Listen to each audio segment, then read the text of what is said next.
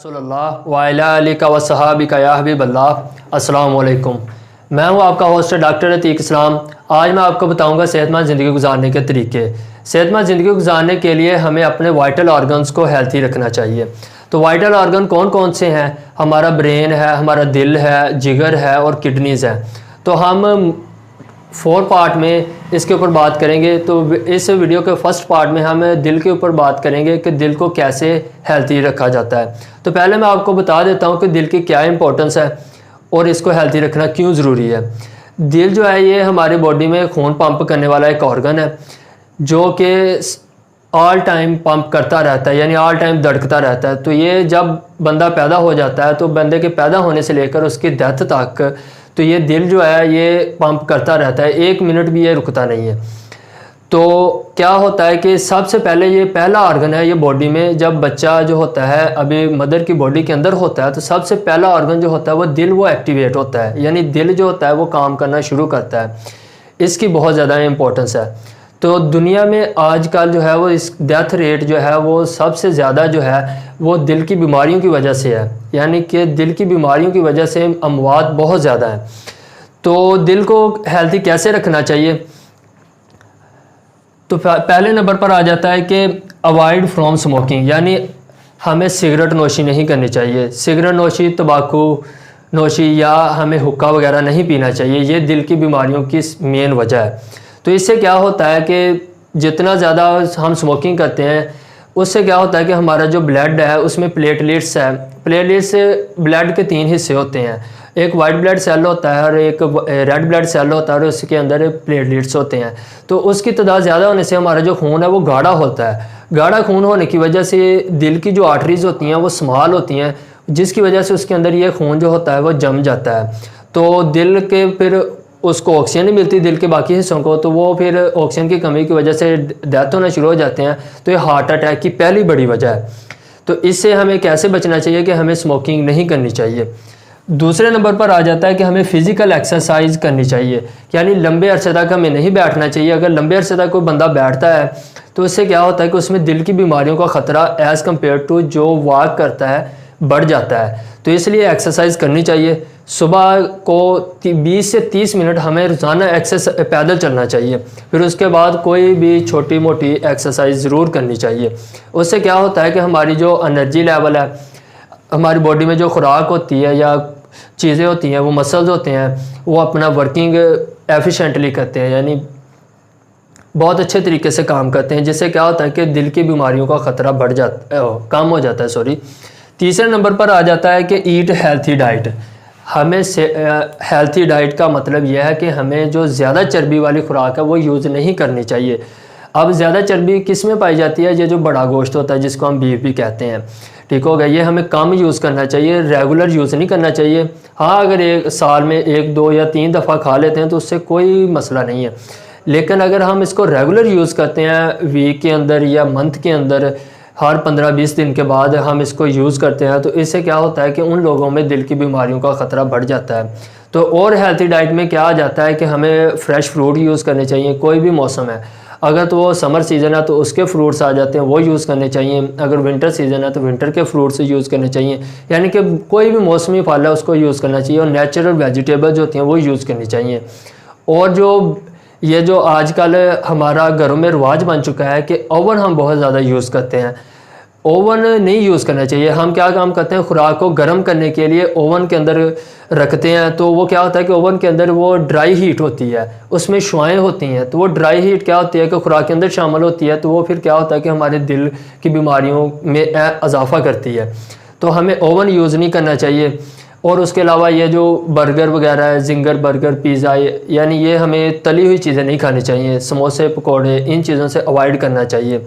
और खानी जो है नेचुरल चीज़ें चाहिए, जो मैंने आपको पहले बता दिया कि फ्रेश फ्रूट, होल ग्रेन्स वगैरह जिसमें आ जाते हैं, बादाम वगैरह आ जाते हैं। और हम जो रेगुलर जो घर में ये फूड खाते हैं वो खानी चाहिए, यानी सब्जियां वगैरह, उसके साथ रोटी वगैरह, ये नेचुरल फूड्स होती हैं। इसको यूज़ करने से दिल की बीमारियों का ख़तरा कम होता है।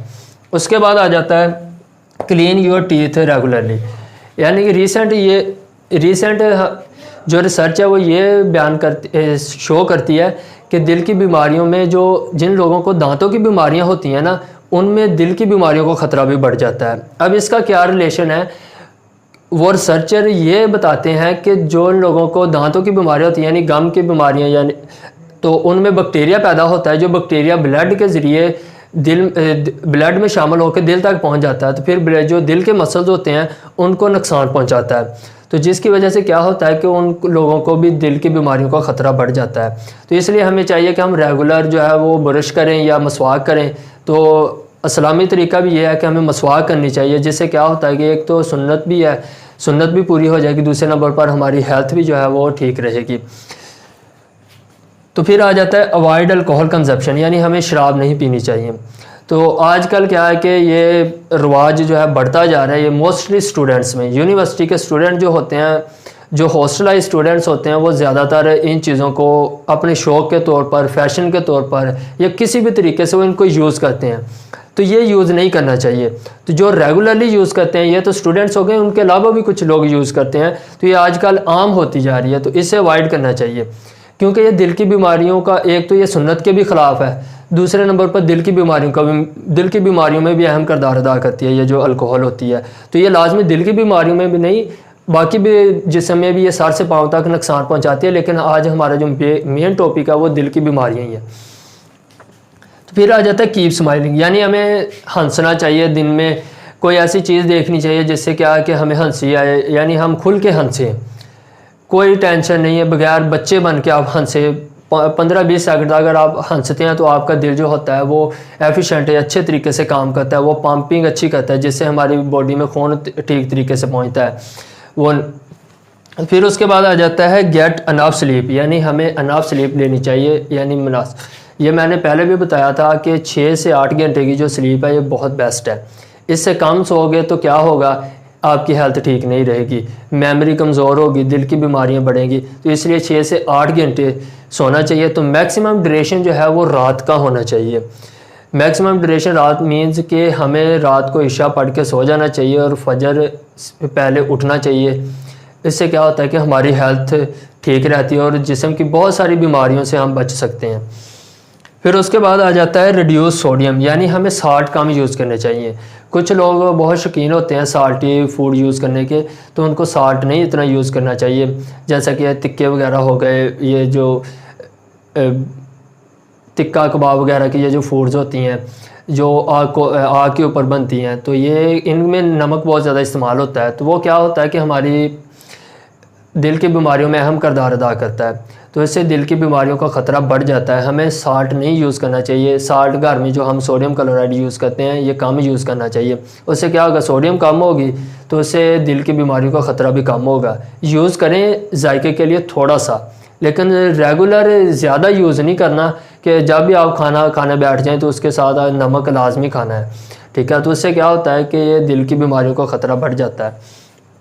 फिर आ जाता है कि कंसीडर पेट थेरापी, यानी कि घर में आप कोई पालतू जानवर रख लें, पालतू जानवर तोता वगैरह रख लें, कोई छोटी सी बिल्ली रख लें या कोई भेड़ बकरी वगैरह रख लें। इससे क्या होता है कि ये हमें एक अच्छी कंपनी प्रोवाइड करते हैं, यानी एक अच्छी सोहबत देते हैं, जो एक अनकंडीशनल लव होता है, यानी हमें एक बगैर किसी वजह से प्यार देते हैं। तो इससे हमारी स्ट्रेस जो होती है वो रिलीज़ होती है, जिससे दिल की बीमारियों का ख़तरा कम हो जाता है। तो ये लाजमी है कि घर में हम कोई ना कोई चीज़ रख लें। उसके बाद आ जाता है कि मेक टाइम फॉर ब्रेकफास्ट। ये बहुत इंपॉर्टेंट टॉपिक है, कि बहुत इंपॉर्टेंट पॉइंट है कि ब्रेकफास्ट जो है उसका हमारे यहाँ कोई टाइम नहीं है।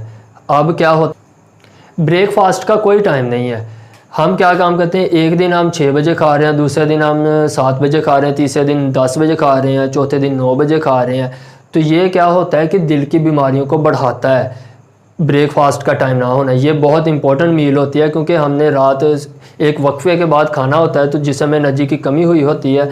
तो क्या होता है कि अगर हम इर्रेगुलर खाएंगे तो उससे क्या होता है कि हमारे जिस्म को एक तो स्टोमिक को डाइजेस्ट करने में प्रॉब्लम पेश आएगी, दूसरे नंबर पर क्या होगा कि वह ठीक तरीके से जब डाइजेस्ट नहीं करेगा तो उससे दिल को एनर्जी चाहिए होती है काम करने के लिए, वो एनर्जी नहीं वक्त पर मिलेगी। तो उससे क्या होता है कि सेल डेथ होती है, नेक्रोसिस वगैरह, तो उससे हमारे दिल की बीमारियों का ख़तरा बढ़ जाता है।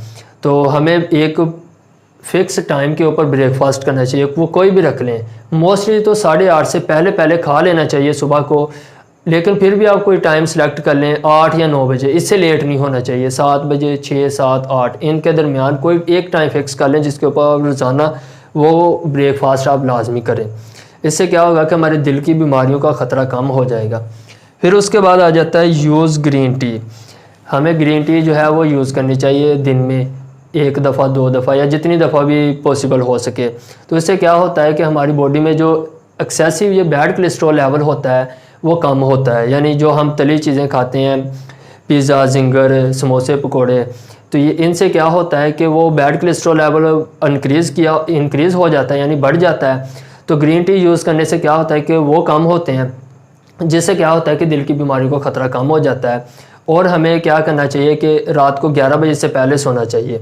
उससे क्या होगा कि 11 बजे से पहले सोएंगे तो हमारा जो पैंक्रियाज है वो ठीक रहेगा। उसका भी दिल की बीमारियों में अहम किरदार होता है, वो हम पैंक्रियाज वाले टॉपिक में पढ़ेंगे, ठीक हो गया। और उसके बाद हमें स्ट्रेस भी नहीं लेनी चाहिए। स्ट्रेस अगर हम लेंगे तो इससे क्या होगा कि हमारी बॉडी में हार्मोन्स ऐसे रिलीज़ होते हैं जो क्या काम करते हैं, वेजो कंस्ट्रिक्शन करवाते हैं, यानी हमारी जो वेसल्स हैं उनको नैरो करते हैं। जिससे क्या होता है कि ब्लड प्रेशर हाई होता है। ब्लड प्रेशर हाई होने से क्या होता है कि दिल के ऊपर बैड इफ़ेक्ट होता है। तो क्या करना चाहिए कि हमें स्ट्रेस से बचना चाहिए। स्ट्रेस से बचने का मेन तरीका जो ये है कि हमें नमाज़, कुरान पाक पढ़ना चाहिए।